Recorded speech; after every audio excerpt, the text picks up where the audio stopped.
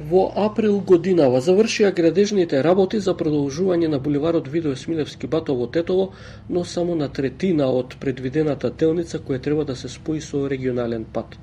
Бидејќи овој дел од булеварот од 600 метри е така наречена слепа улица која не води никаде и завршува пред нива, таму нема сообраќај, па дел од атлетичарите го користат асфалтниот пат за трчање и тренирање, со оглед дека во Тетово нема атлетска патека.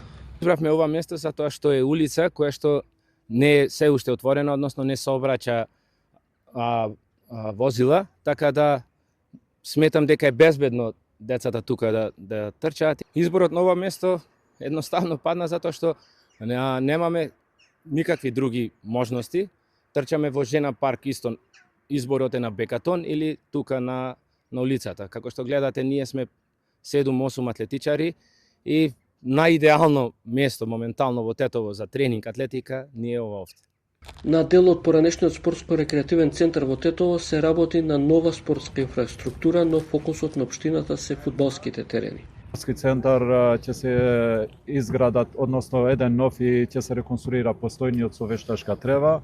Министерството за спорт инвестира во спортска инфраструктура како никогаш досега, па ќе дојде ред и за атлетска патека во Тетово, ветува министерот Борко Ристовски. Во Тетово не планираме за следната година, меѓутоа може и да разговараме за годината после тоа.